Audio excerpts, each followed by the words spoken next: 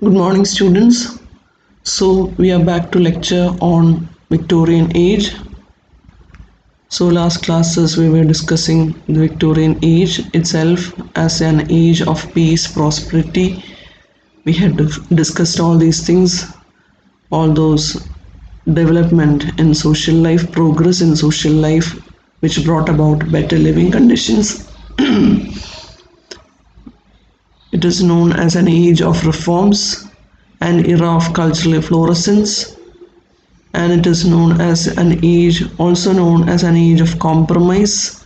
We talked about religion in Victorian era, and then later in the last class we moved to the literature in Victorian age, and we tried to point out the fact that all those concerns, Victorian compromise, contrast between social unrest and Victorian values, all those things reflected in the Victorian literature too. We talked about the characteristics of Victorian literature, and then we moved to Victorian poetry in particular, and then we started discussing two great poets, two representatives. One is Alfred Lord Tennyson, and we discussed his major work In Memoriam, which actually marked a central point in 19th century sensibility, which had a note of doubt and despair, which actually captured the mood of the time perfectly. And then we discussed the themes and characteristics of Tennyson's poetry. We talked about the style of his poems, and then we later moved to the second great person in Victorian literature, in Victorian verse, that is Robert Browning. So he is known as a master of dramatic monologue. We talked about the characteristics of his dramatic monologue, which include psychological insights, analytic subtlety, and power of dramatic interpretation. And then we move to the next poet, that is Matthew Arnold, who lived between 1822 to 1888, and it is said that he occupies third place after Alfred Lord Tennyson and Robert Browning. And he was a thorough classicist, and he had a great admiration for the Greeks.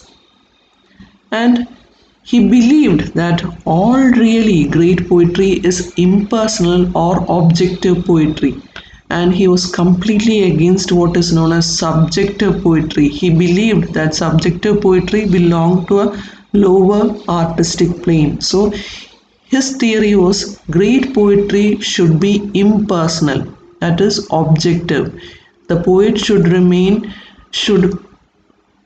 remove himself from the circumstance, and he should bring out an objective view of the reality.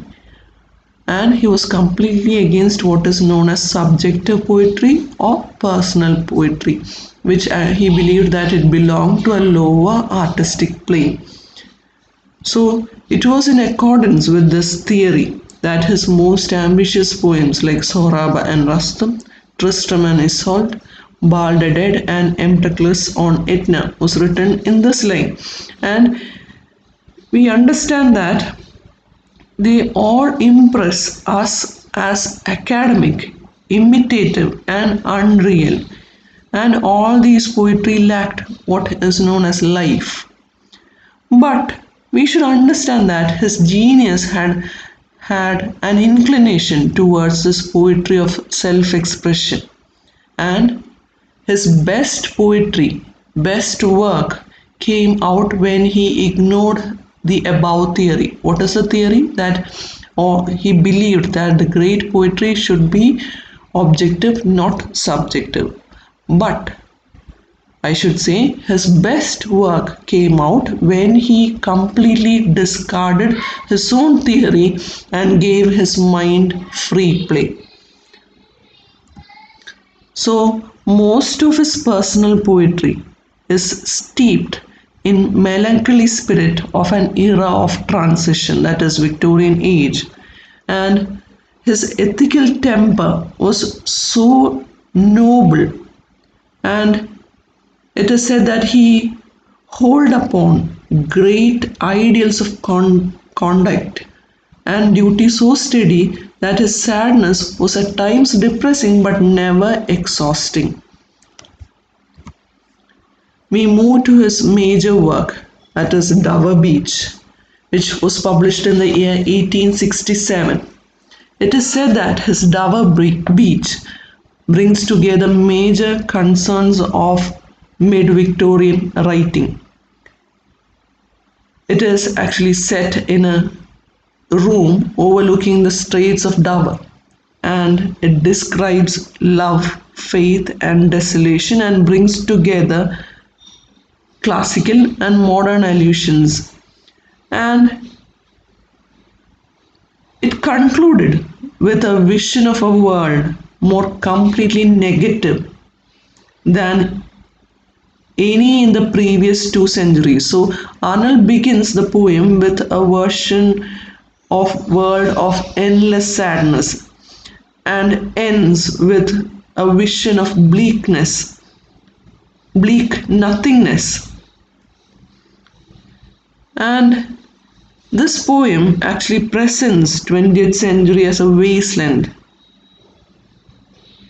The term wasteland was, we see the term wasteland in T.S. Eliot's great poem, which is titled the same, but it was Matthew Arnold's Dover Beach, which formally, which for the first time presented England as a wasteland.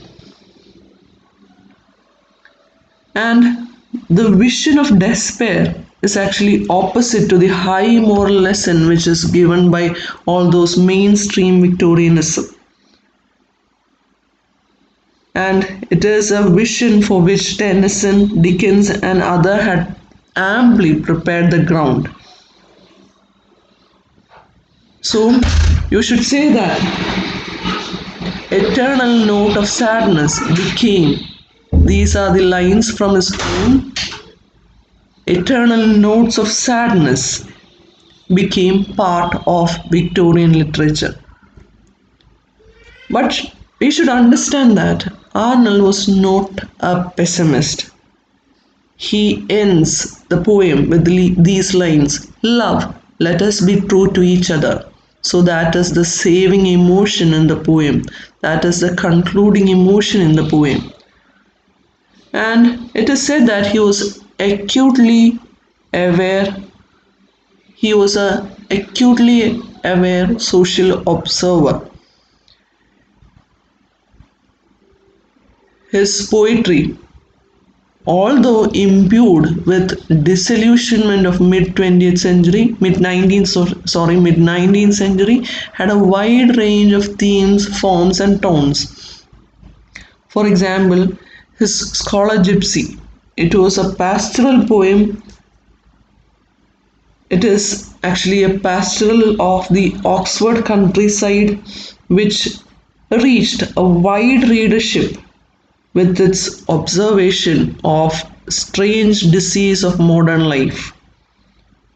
His Sohrab and Rustum, which was also published in the same year as it is 1853, move towards epic in its tale of a son's search for his father.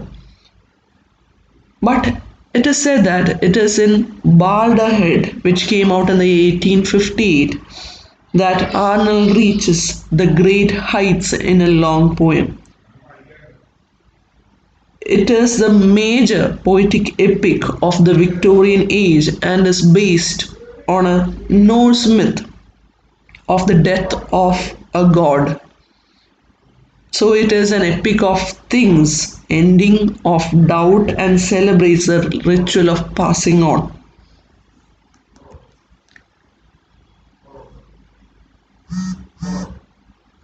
So we should say that Dover Beach is actually the culmination of Arnold's poetic work, and Along with that, he became recognized as the leading critic of the day, and his major critical work is Culture and Anarchy. It is a collection of essays which contain all his central arguments, and its difference lies in its difference from Carlyle, other critics, Carlyle, Mill, and other Victorian philosophers. So we should say that Arnold starts from social observation rather than philosophical reflection and stresses the importance of seeing things as they really are. So we should say that his poetry, the characteristics of his poetry include serenity and clarity. So these are among his chief qualities. When you take into consideration both his poetry and criticism, these are chief qualities: serenity and clarity, and classical sublimity and melancholic tone keep his poetry apart from the works of other Victorians. So he believed that poetry should be actually a criticism of life, and the loss of faith and absence of new one acceptable were felt by men like Arnold and who found themselves. So these are the famous lines from his poem. So he says, standing between two worlds, one dead, the other powerless to be born. So that actually sums up the Victorian attitude. These two lines sums up the Victorian concerns. So this is Matthew Arnold. Now we move to the next poet, the lone woman in this series of poets. It is Elizabeth Barrett Browning, wife of Sir Robert Browning, but she doesn't need an introduction like that. She actually carved a place for her own in the world of poetry. Elizabeth Barrett Browning, who lived between 1806 and 1855. So it is said that she wrote far too much and too fast, and his poetry is actually marked by overwrought emotionalism, and it is said to be often hysterical, often spontaneous, spasmodic, etc. And we see is her Aurora Leigh.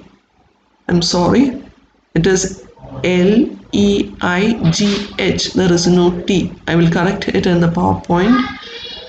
So she makes adventurous experiments in forms and style in her work Aurora Leigh.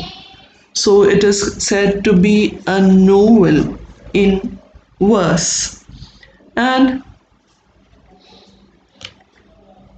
it is actually the life story of a woman writer which actually anticipated Virginia Woolf's A Room of One's Own, which is considered to be a prominent text on feminism.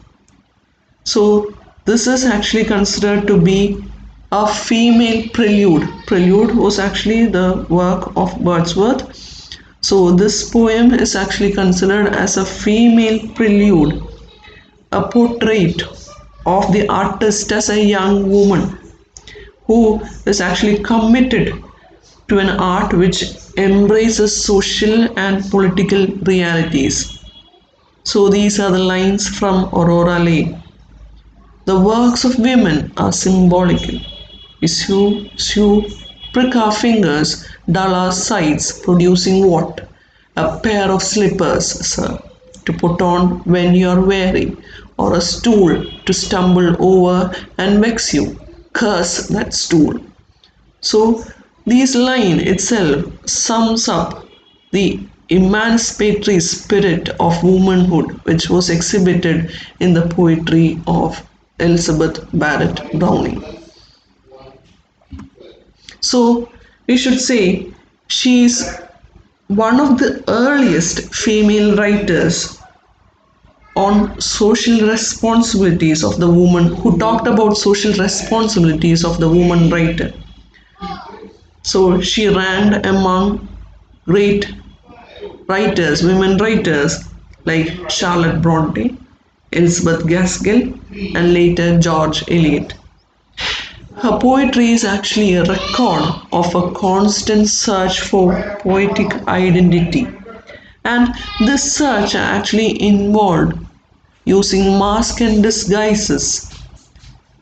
For example, her collection of poems, which is titled Sonnets from the Portuguese, are presented as translation from Portuguese, and in fact it actually records the stages of her love for Robert Browning. So that is Elizabeth Barrett Browning. Now we move to the major movement during this period. It is Pre-Raphaelite poetry, Pre-Raphaelite movement. So who were Pre-Raphaelites? Pre-Raphaelites were a group of artists and men of letters who lived in 1850s, who actually grouped together to combat, to attack existing conventions in art and literature.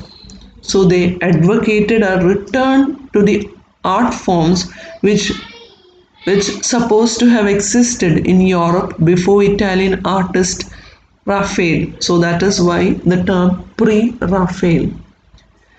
The great exponents of this school of art and poetry was Dante Gabriel Rossetti, a poet and painter of distinction. And in 1848, an association was formed by Rossetti in cooperation with two other painters, it is John Millais and Holman Hunt. This association of like-minded artists and poets came to be called as Pre-Raphaelite Brotherhood.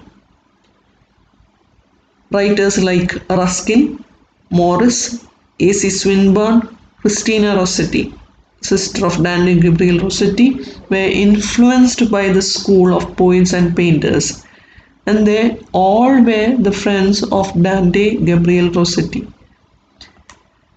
So, in his modern painters, Rossetti in his modern painters, work titled Modern Painters,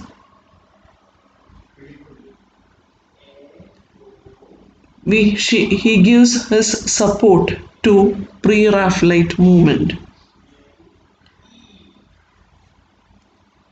And you should remember the last point.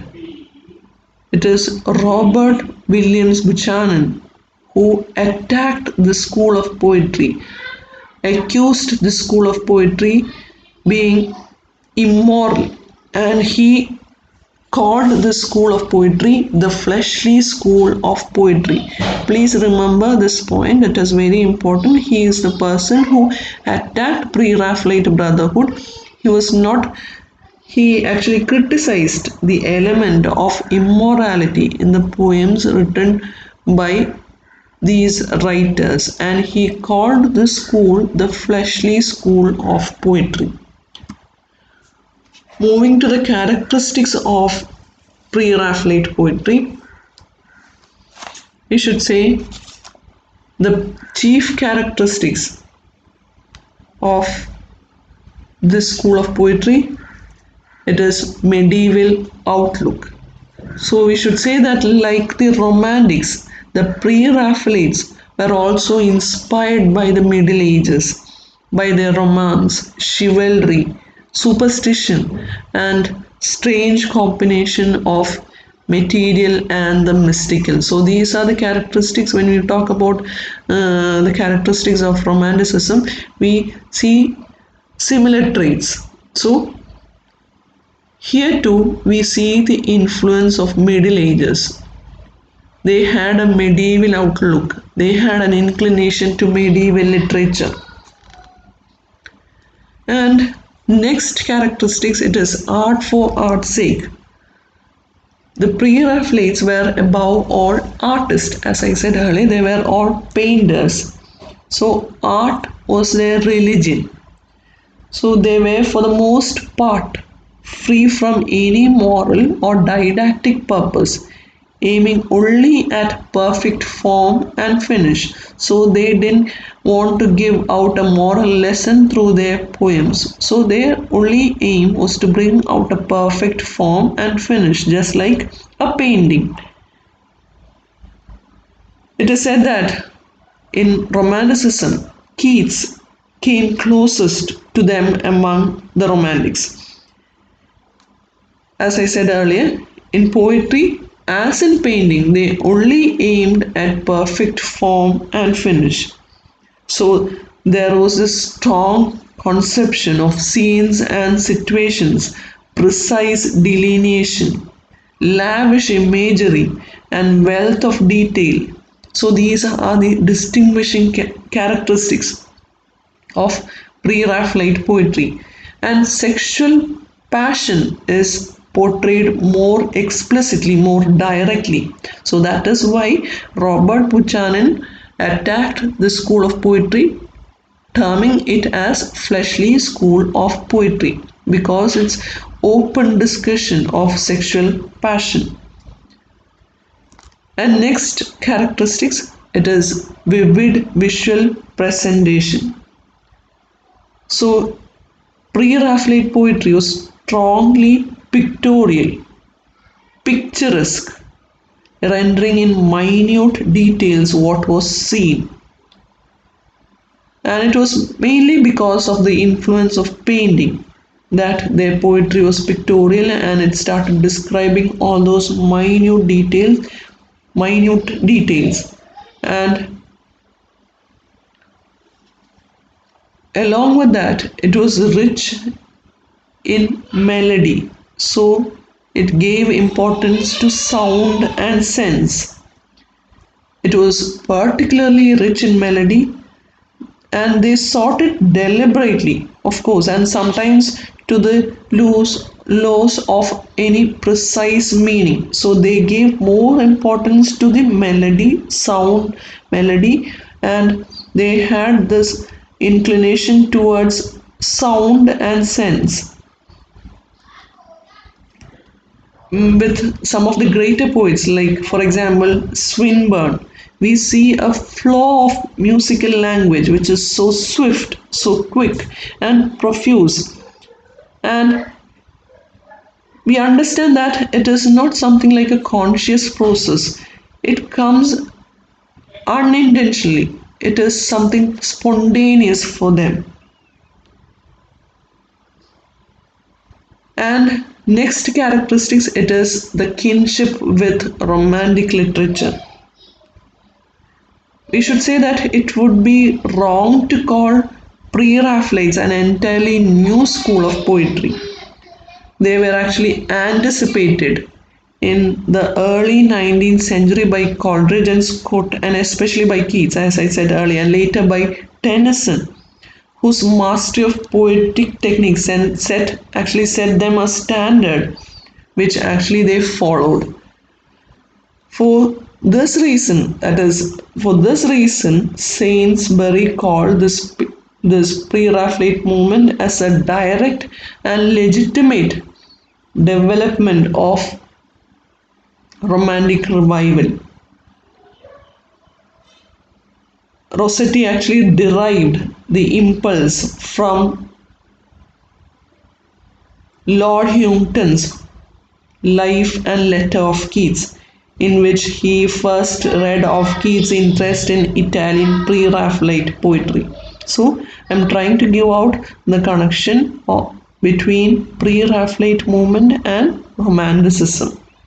So what he and his followers actually did was to stress an element which was already present in the literature of a slightly earlier period. So, but their own influence lasted for a long time. It was prominent in the works of aesthetic movement led by Oscar Wilde. So we will discuss it in the next class. So it influenced the aesthetic movement which was brought by Oscar Wilde, and it actually declined only when English literature entered into completely new phase of greater realism and materialism with the end of the Victorian age and the beginning of a new turbulent century, that is in 20th century. So their influence went on till 20th century. So that is Pre-Raphaelite school of poetry and its characteristics. So in this class we mainly discussed two poets. One is Matthew Arnold, Elizabeth Barrett Browning, and then we moved to a school of poetry which is Pre-Raphaelite school of poetry, who were influenced by the Italian paintings before the great Italian painter Raphael. So that is why the term Pre-Raphaelite. So that's all for today. So Victorian age till now we were discussing Victorian age, we placed Victorian age, then we moved to Victorian literature, and then we started with Victorian poetry. We discussed poets like Alfred Lord Tennyson, Robert Browning, Matthew Arnold, who gets the third place, Elizabeth Barrett Browning, the lone woman who stood along with these great men, and of course the great movement during this period, that is Pre-Raphaelite movement. So thank you girls. I will send you the PPT separately containing all these things. I see there are certain mistakes, certain spelling mistakes in this presentation, and also I made a mistake uh, when I said that modern painters. It is actually modern painters was written by Ruskin in support of Pre-Raphaelite movement. Sorry for the mistake. I said it was Rossetti. It is actually Ruskin. So please go through all these things. I will send you a PowerPoint presentation separately. If you have any doubts, I constantly repeat, if you have any doubts, please contact me. So thank you girls. Have a nice day.